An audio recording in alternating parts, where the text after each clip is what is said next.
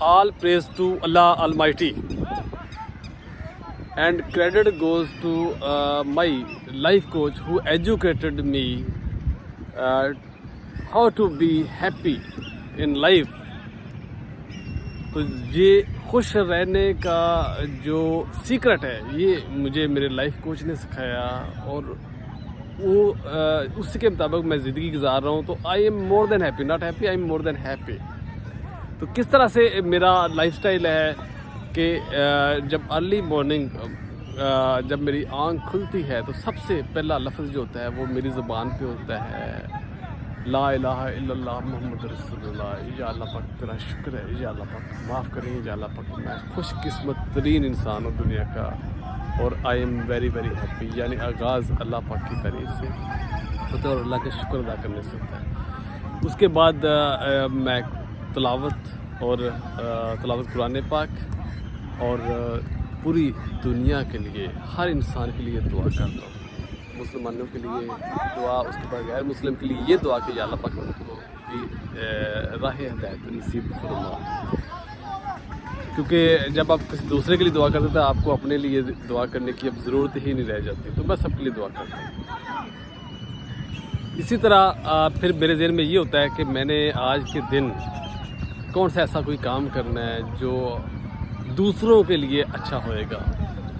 کیونکہ حضرت امام مالک رحمۃ اللہ علیہ فرماتے ہیں کہ اگر کوئی شخص صبح اٹھے اور اس کے ذہن میں یہ خیال نہ آئے کہ اس نے قوم کے لیے، اپنی سوسائٹی کے لیے کچھ کرنا ہے، اور اگر یہ اس کے ذہن میں کوئی خیال نہیں آتا اس بارے میں، صرف اپنا ہی خیال آتا ہے کہ میں نے اپنے بارے میں یہ کرنا ہے، اپنے لیے یہ کرنا ہے، اپنے لیے کچھ کرنا ہے، تو وہ کبھی بھی مومن نہیں ہو سکتا.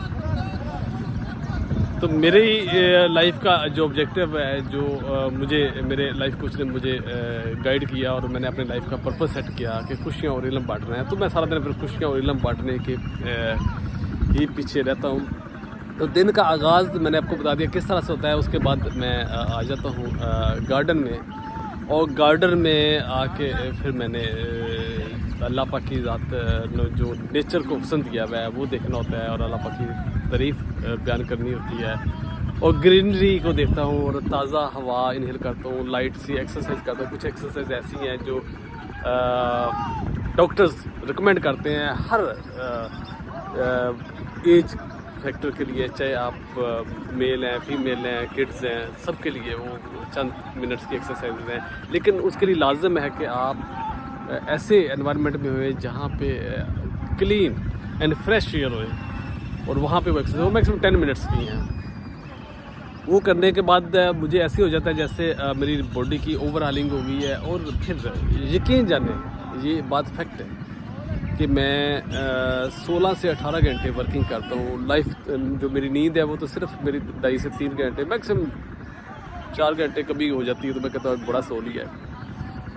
لیکن بتانے کا مقصد کیا ہے کہ اس طرح سے جب میں نے لائف سٹائل کو چینج کیا ہوا ہے، اس طرح سے میں دن کا آغاز کرتا ہوں، اور اس طرح سارا دن میرے دن میں یہ باتیں ہوتی ہیں لائف پرپز کے بارے میں، تو یقین جانے میں پورا دن ہیپی نہیں ہوتا بلکہ مور دین ہیپی ہوتا ہوں. بہت ہی خوش ہوتا ہوں، اور اس کی وجہ سے میں ایکٹیو بھی رہتا ہوں.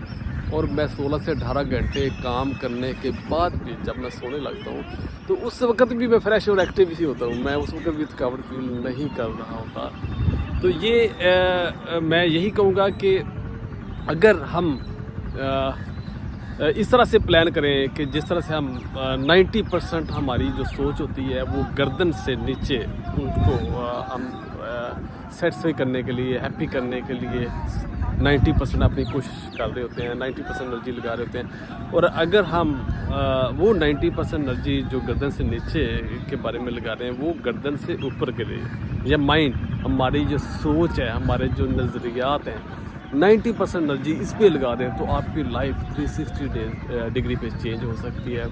اس کے بارے میں یہ کہوں گا کہ عبدالکلام جو انڈیا کے پریزیڈنٹ تھے، انہوں نے یہ کہا کہ آپ اپنی لائف کو چینج نہیں کر سکتے، آپ اپنی تقدیر کو چینج نہیں کر سکتے، لیکن اگر آپ اپنی ہیبٹس کو چینج کر لیتے ہیں تو آپ کی تقدیر چینج ہو جاتی ہے. اس کے بارے میں یہ ہے کہ میں نے بہت ریسرچ کی، میں نے بہت اسٹڈی کیا، تو ریسرچ میں یہی کرکس نکلا کہ کہ ہمارے جو نظریات ہیں، جو آئیڈیالوجی ہوتی ہے، ہمارے جو نظریہ ہے، وہ ہمارا جو نظریہ ہے وہ ہماری سوچ بن جاتا ہے، اور ہماری جو سوچ ہے وہ ہمارے الفاظ بن جاتے ہیں، اور ہمارے الفاظ ہی ہمارے ایکشنز بن جاتے ہیں، اور ہمارے ایکشنز پھر ہماری ہیبٹس میں کنورٹ ہو جاتے ہیں، اور ہماری ہیبٹ جو ہے وہ ہمارا کریکٹر ڈیولپ کرتے ہیں، اور ہمارا کریکٹر جو ہے وہ ڈیسٹنی کریٹ کرتا ہے۔ اس کا مطلب ہے اگر ہم اپنے نظریے کو چینج کر لیں، اپنی سوچ کو چینج کر لیں، تو ہماری تقدیر